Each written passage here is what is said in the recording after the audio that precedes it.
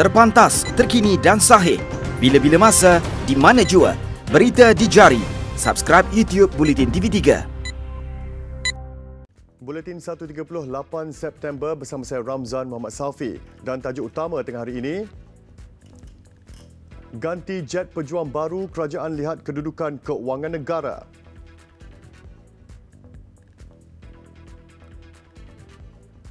Selepas kucing, Sri Aman catat bacaan jerebu sangat tidak sihat 238 IPU.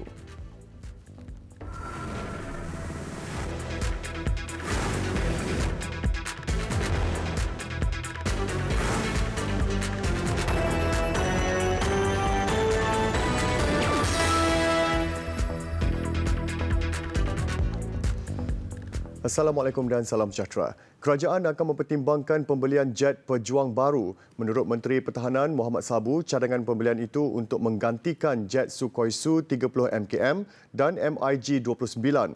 Jelas Muhammad, ini kerana aset pertahanan milik Tentera Udara Diraja Malaysia TUDM itu sudah usang dan perlu diganti. Bagaimanapun katanya cadangan pembelian jet pejuang terbabit masih di peringkat kajian dan ia bergantung kepada rundingan seterusnya antara Malaysia dan Rusia. Malahan katanya pembelian jet pejuang baru juga bergantung kepada keadaan keuangan negara. Khamis lalu, Presiden Rusia Vladimir Putin dalam pertemuannya dengan Perdana Menteri Tun Dr. Mahathir Mohamad di Vladivostok, Rusia, menawarkan untuk mengambil balik 28 jet pejuang Sukhoi Su-30 MKM dan MiG-29 milik TUDM yang bermasalah, sekiranya Malaysia sedia menggantikannya dengan pesawat baru buatan negara itu. Rusia juga menawarkan alat ganti baru dan khidmat baik pulih jika Malaysia memutuskan untuk mengekalkan pesawat lama berkenaan. Dr. Mahathir memberitahu Putin kerajaan akan mempertimbangkan kedua-dua tawaran Rusia itu.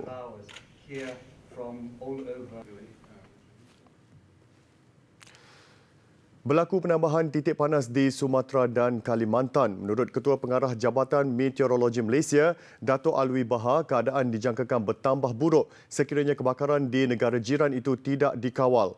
Risiko cuaca berjerebu ketika ini masih berpotensi berlaku sehingga berakhirnya monsun barat daya iaitu pada penghujung September dan awal Oktober.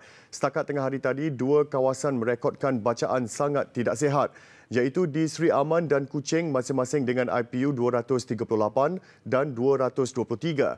Manakala tujuh kawasan yang tidak sihat termasuk Johan Setia, Samarahan, Sibu, Miri, Sarike, SK Baram dan Mukah. Sementara itu, tiga stesen mencatat bacaan pada tahap sederhana iaitu Bintulu 90, Limbang 81, Kapit 73 dan Samalaju 72. Jumlah tompok panas yang dikesan di Sarawak pula terdapat 6, Kalimantan sebanyak 1,041 dan Sumatera 134. Penduduk di kawasan selatan Sarawak dinasihatkan mengambil langkah berjaga-jaga bagi mengurangkan kesan kesihatan berkaitan jerebu.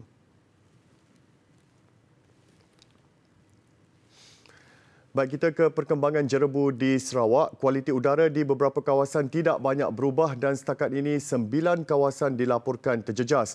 Bagi mendapatkan butiran lanjut, kita akan bersama Adib Osman untuk mengetahui situasi di sana. Baiklah Adib, bagaimana keadaan terkini di sana Adib? Baik, terima kasih Ramzan di Sri Pentas. Setakat ini keadaan jerebu di Sarawak masih tidak banyak berubah dengan beberapa kawasan masih teruk terjejas. Buat masa ini, dua kawasan masih mencatatkan bacaan indeks pencemaran udara IPU pada tahap sangat tidak sihat berbanding 3 yang dicatatkan pagi tadi dengan Samarahan turun kepada tahap tidak sihat dengan bacaan 200 IPU. Setakat ini, kawasan Sri Aman dan Kuching merupakan kawasan yang masih paling teruk terjejas dengan masing-masing mencatatkan bacaan IPU 239 dan 223 IPU. Sementara itu, 6 kawasan lain masih turut terjejas dengan bacaan pada tahap tidak sihat. 6 kawasan berkenaan adalah Sibu dengan 188 IPU, diikuti Serike 180 IPU, Miri 156 IPU, ILP Miri dengan 142 IPU, SK Kuala Baram 117 IPU dan Mukah dengan 112 IPU. Daripada laporan Jabatan Alam Sekitar Negeri, sejumlah 40 titik panas telah dikenal pasti di seluruh negeri. Dan bagi kawasan serantau pula, kawasan Kalimantan Indonesia merupakan kawasan yang paling terjejas dengan mencatatkan 646 kawasan titik panas, diikuti Sumatera dengan 116 kawasan. Dalam pada itu, Timbalan Ketua Menteri Sarawak, Datuk Ahmad Douglas Ugah Embas semalam memaklumkan penutupan sekolah boleh dilakukan oleh pengarah pendidikan negeri serta guru besar di sekolah masing-masing.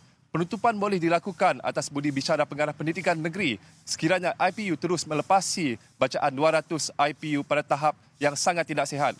Saya kira setakat itu sahaja laporan saya di Kuching. Kita kembali kepada Ramzan di Seri Pentas. Silakan. Baik, terima kasih Adib melaporkan. Dan di Kelantan pula, hujan lebat lebih 4 jam menyebabkan jalan Pulau Pulai ke Kampung Kuala Tuang di Gua Musang, Kelantan terpaksa ditutup berikutan limpahan Sungai Galas pagi tadi. Jalan itu ditutup kira-kira jam 6.30 pagi tadi kepada semua jenis kenderaan selepas dinaiki air sehingga paras 0.3 meter. Jambatan Sungai Ketil yang menghubungkan Bandar Lama dengan Kampung Kerinting turut ditutup apabila ditenggelami air pada paras 1.5 meter. Menurut penduduk, hujan bermula pada sekitar jam 2 pagi. Sementara itu, Jurutera Jabatan Kejaraya Daerah Fadlil Wafi Nordin ketika dihubungi mengesahkan kejadian. Jalan mula dibuka semula jam 9.15 pagi tadi.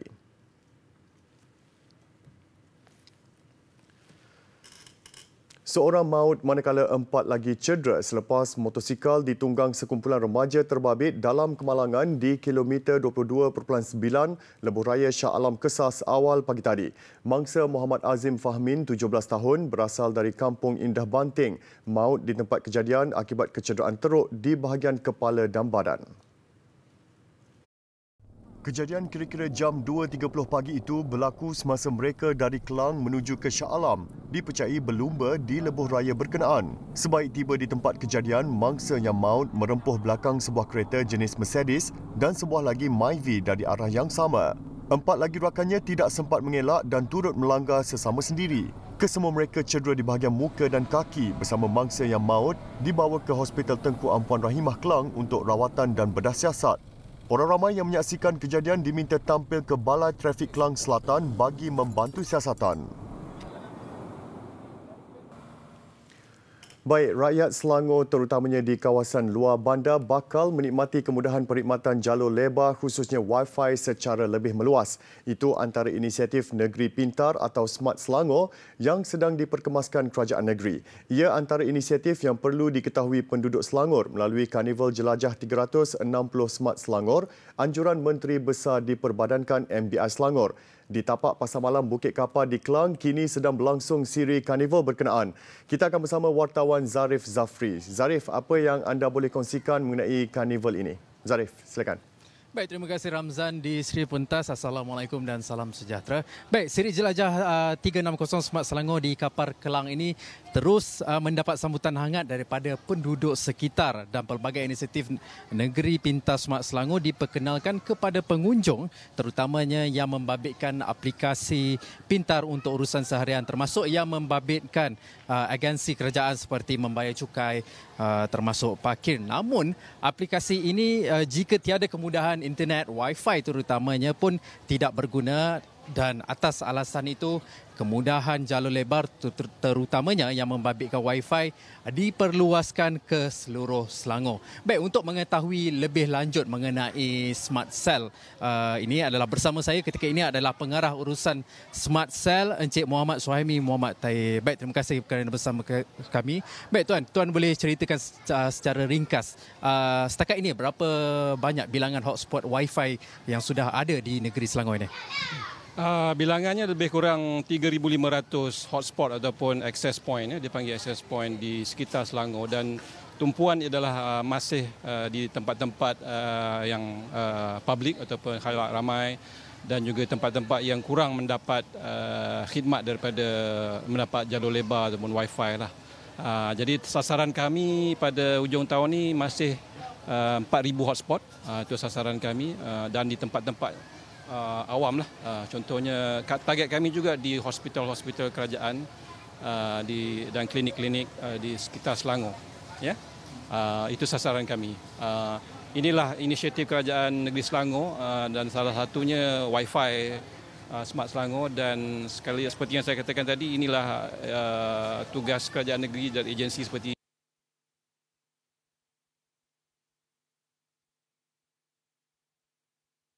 kepada rakyat Selangor dan di kawasan-kawasan yang kurang mendapat perhatian dan tidak ada infrastruktur atau fiber dan backbone yang seperti di bandar-bandar ya. Okey, baik. Terima kasih Cik Suhaimi atas laporan perkongsian itu. Semoga selamat maju jaya. Baik, dan kemeriahan jelajah ini termasuk pengisian program kekeluargaan dan konsert yang membariskan beberapa artis tempatan di sebelah malam. Dan apa kata anda yang berada di kawasan sekitar ini, ayo beramai-ramai hadir ke tapak pasar malam Bukit Raja ini. Jadi itu saja perkembangan saya di sini. Kita kembali dahulu ke Seri Pentas. Baik, terima kasih Zarif langsung dari Bukit Kapar, Kelang. Schneider Electric Malaysia dengan kerjasama Resort World Genting melancarkan 9 stesen pengecasan pertama untuk pengguna kenderaan elektrik atau EV. Semuanya terdapat di tempat letak kereta hub pengangkutan Awana Sky Central yang terletak di Genting Highlands Premium Outlets. Kemarin berlangsung majlis pelancaran stesen pengecasan kereta elektrik di Genting Highland. Dengan kemudahan itu, pemandu kenderaan elektrik EV atau plug-in hybrid PHEV yang berada di kawasan itu dapat mengecaj kenderaan mereka di hub pengangkutan Awana Sky Central. Schneider Electric Robust dan alat pengecasan dinding pintar EV Link Smart Wallbox dipasang di 9 stesen pengecasan di tempat letak kereta bawah tanah arah 1 tiang bernombor C5 dan B5. Ia dibuka 24 jam seminggu dan percuma kepada pengguna berkenaan. We continue to support the sustainability. Sustainability is at our core of the strategy. What we do, what we decide, our innovation, our initiative is all about the sustainability. So we launched the first EV charger, electronic vehicle charger for Malaysia. We are also looking at the next phase of our installation will be at Hilltop. We are looking at installing electric vehicle charging stations at the Sky Avenue car park. And so that we are better prepared to offer electric charging spaces for our guests at the resort. Kajian menunjukkan penjualan kereta elektrik di serata dunia telah menjangkau 2 juta unit untuk pertama kalinya dalam tahun 2018, iaitu peningkatan sebanyak 72% berbanding tahun sebelumnya. Di Malaysia, sehingga 31 Mac tahun ini, sejumlah 5,403 buah kereta dijana sepenuhnya dengan tenaga elektrik EV dan 46,981 kereta hybrid PHEV telah didaftarkan. Manakala sehingga September tahun lalu, terdapat 400 stesen pengecasan di seluruh negara dipasang oleh penyedia termasuk Charge EV dan Shell. Hampir 500,000 pengunjung membanjiri dataran Kompleks Sukan Kota Kinabalu di Sabah sempena Karnival Jom heboh sejak semalam. Tidak tertumpu kepada hiburan semata-mata, pelbagai aktiviti lain berbentuk kekeluargaan dan kerohanian menjadikan karnival berkenaan mesti dikunjungi dan peluang untuk memenangi sebuah kereta kepada pengunjung yang bertuah terus terbuka. Bagi mengikuti kemeriahannya, kita terus saja ke tapak karnival di Kota Kinabalu bersama Fiza Sabjahan. Baik Fiza, 1.5 juta pengunjung. Apa yang menarik untuk anda kongsikan hari ini? Ya Ramzan, sambutan yang begitu menggalakkan daripada orang-orang Sabah sejak daripada semalam lagi. Apa kata kita dengarkan sorakan dan juga lambaian mereka orang-orang Sabah ini. Berbaki beberapa jam saja lagi sebelum kita akan melabuhkan tirai Karnival Jom Heboh yang berlangsung dari dataran Kompleks Sukan Kota Kinabalu Sabah ini. Dan seperti yang telah pun kita war-warkan dari semalam lagi, terdapat pelbagai pengisian menarik yang telah pun direncanakan dengan aktiviti-aktiviti selain daripada promosi-promosi barangan dengan harga yang berpatutan. Dan dikabarkan sehingga tengah hari tadi juga ada gerai-gerai yang mana barangan-barangan jualannya hampir habis dijual. Jadi orang-orang Sabah jangan tunggu lagi, jemput datang, pastikan anda singgah ke tapak Karnival Jom Heboh ini. Dan berita baik juga untuk orang-orang Sabah dan juga pengunjung-pengunjung Karnival yang mana anda masih lagi berpeluang untuk memenangi sebuah kereta yang mana tarikh tutup untuk penyertaan ini adalah pada hari ini 8 September pada jam 8.30 malam nanti. Apa yang perlu anda lakukan? Hanya datang ke tapak karnival, pergi ke kaunter jom menang kereta, dapatkan borang, isi dan ikut arahannya dan hantarkan borang anda sebelum jam 8.30 malam nanti. Selain daripada itu, malam ini juga bakal berlangsung satu lagi konsert bagi anda yang tak berkesempatan untuk menyaksikan konsert pada malam semalam, yang mana konsert pada malam ini akan bermula pada jam 8.15 malam menampilkan artis-artis terkenal tanah air seperti Slam, Velvet, Atmosfera Band, Kodi dan juga ramai lagi. Selain daripada persembahan artis dan juga nyanyian, kita juga bawakan 2 orang artis hari ini untuk bersama-sama menghiburkan orang-orang di Sabah. Kita bersama dengan Wani dan juga Afiq Syazwan. Apa khabar kedua-duanya? Okey, Wani, mungkin Wani boleh kongsikanlah apa antara aktiviti yang dijalankan di Studio A oleh Wani dan juga rakan-rakan yang lain. Okey, di Studio A apa yang kami buat adalah salah satunya kita akan bermain game dengan semua hadirin yang datang. Lepas tu kita juga akan ada macam orang kata banyak persembahan-persembahan, mini-mini persembahan lah. Kalau kita rasa macam kita rasa nak perform, kita ajak orang nyanyi sekali. Mini konsert pun ada juga. Dan Afiq, apakah yang nak diberikanlah kepada orang-orang Sabah ni? Sebab orang ni memang sporting, sambutannya begitu menggalakkan. Jadi sehingga jam berapa Afiq akan bersama-sama dengan mereka? Kira hari ini merupakan hari kedua. Jadi kalau ikutkan waktu dia mungkin akan lebih kurang sama dengan semalam lah. Macam semalam kita habis lebih kurang pukul 9 malam. Waktu terakhir tu memang kami buat aktiviti yang sangat meriah. Kita buat aktiviti berlakon bersama dengan artis. Memandangkan pengunjung kat sini pun sporting, yang tak reti berlakon pun boleh jadi berlakon, dan semua aktiviti spontan semua terjadi di atas pentas. Itu yang menariknya yang berlaku di sini.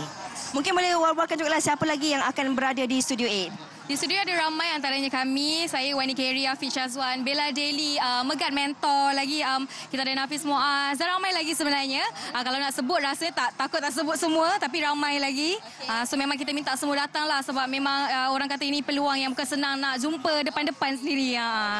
Dalam masa 10 saat mungkin Afiq boleh war-warkan kepada orang Sabah kenapa perlu hadir ke Karnival Jom Heboh. Ya, jangan lupa untuk hadir ke Karnival Jom Heboh kali ini kerana apa yang spesialnya kami buat di KK.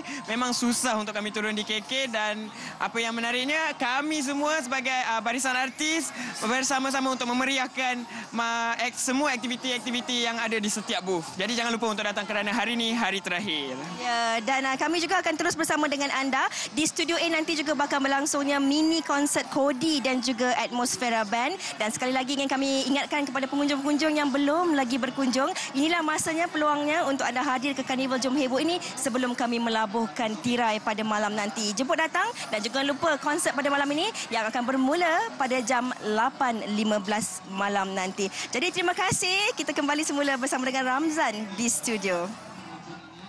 Baik, terima kasih Fiza melaporkan di Karnival Jom Heboh di Sabah. Amanah Saham Nasional Berhad ASNB yakin dapat memperluaskan khidmatnya dalam skala lebih besar menerusi platform Karnival Jom Heboh yang sedang berlangsung di Kota Kinabalu, Sabah ketika ini. Selain khidmat nasihat, pelaburan pelbagai perkhidmatan turut disediakan termasuk mengemaskini nombor telefon dan pendaftaran portal MyASNB untuk menikmati semua kemudahan pelaburan digital yang ditawarkan MyASNB seperti menambah pelaburan, menyemak baki terkini dan auto labur secara percuma. Khemah pameran ASNB menjadi tumpuan pengunjung pada Karnival Jom Heboh Anjuran Media Prima Berhad MPB yang berlangsung di dataran Kompleks Sukan Kota Kinabalu, Sabah. Pengunjung tidak melepaskan peluang untuk mendapat informasi mengenai kelebihan melabur dan tip pelaburan mudah yang membantu menambah pelaburan. Selain mendaftar portal MyASNB, pengunjung turut mengambil kesempatan membuka akaun atau unit amanah ASNB yang lain dengan pelaburan permulaan serendah RM10 untuk diri sendiri atau untuk anak seawal usia kelahiran mereka. Bawa family, dan bagi siapa yang bawa anak tu jangan lupa bawa my kid sebab kita boleh registerkan untuk anak untuk buat pelaburan. Dan yang paling penting sekali bagi mereka yang tak pernah ada buku, yang tak pernah ada akaun dekat ASNB, gunakan peluang ini. Kami bersama TV3, bersama Jom Heboh untuk memberikan peluang kepada rakyat Sabah untuk membuat pelaburan di ASB. Dan bagi mereka yang dah ada akaun tapi belum buat MyASNB, silakan. Sini pun peluang kita ada lebih kurang 70 orang staf yang daripada ASNB datang untuk memberikan perkhidmatan kepada pelabur di KK.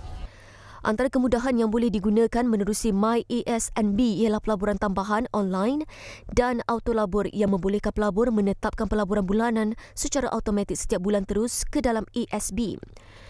Menerusi auto labur, pelabur boleh menetapkan pelaburan bulanan serendah RM30 dan boleh menukar jumlah pelaburan yang ditetapkan mengikut keselesaan pada bila-bila masa.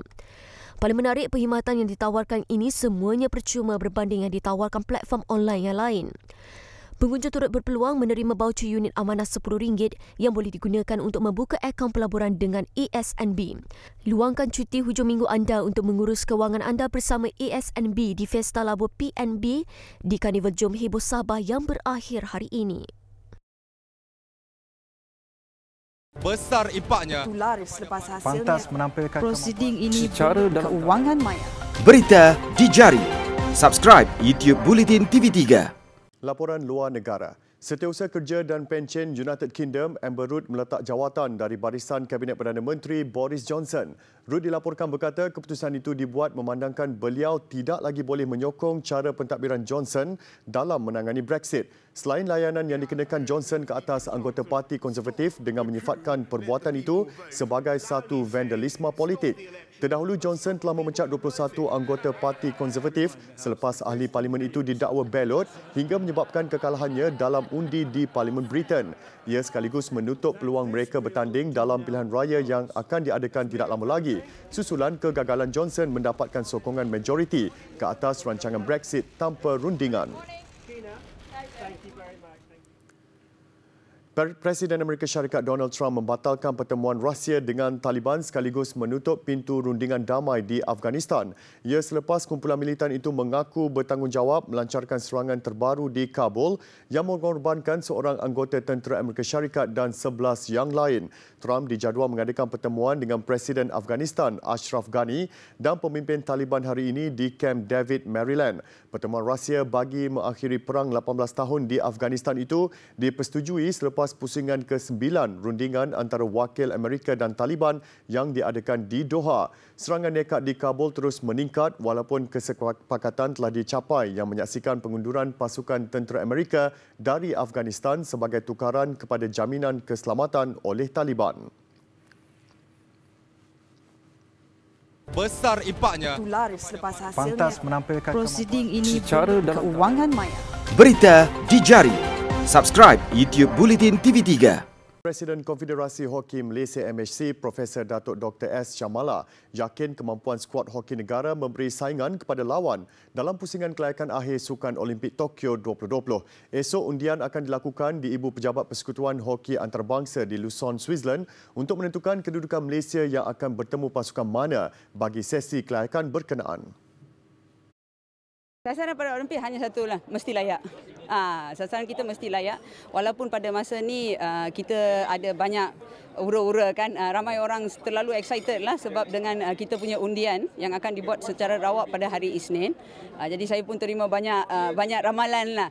Jadi pendirian MHC dan jurulatih dan pemain, siapa kita main pun mesti layak. Tambah Datuk Dr. Syamala, tiada alasan untuk skuad negara tidak menunjukkan prestasi yang baik ini kerana persediaan telah dilakukan. Beliau hadir pada Majlis Perasmian Hoki Trophy cabaran Pauline Green Turf and Brother James McCann 2019 yang dirasmikan Menteri Pengangkutan Anthony Loke di Sekolah Kebangsaan St. Paul, Seremban. Hadir sama di majlis tersebut adalah bekas pemain dan jurulatih negara Stephen Van Huysen dan Gary Fidelis yang juga melahirkan pendapat mahu melihat kejayaan pasukan hoki negara melangkah ke Sukan Olimpik Tokyo 2020. Their mentality is stronger now.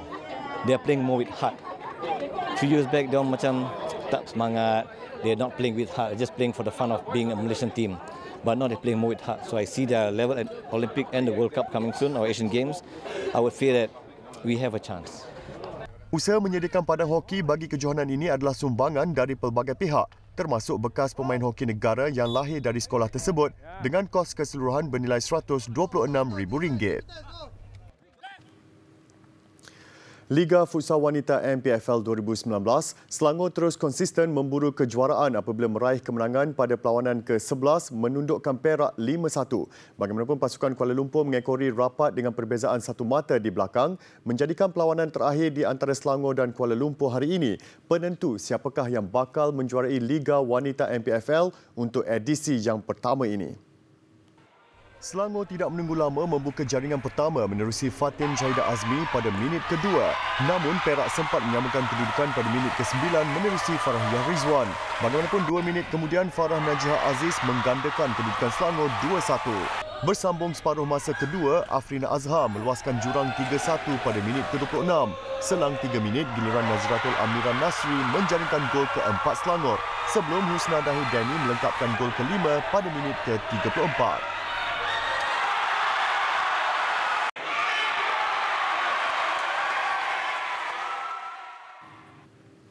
Buletin 1.30 sampai di sini dan sebelum berpisah kami tinggalkan anda dengan aksi Gaya Bebas Trampolin. Saya Ramzan Muhammad Saufi, salam hormat dan Assalamualaikum.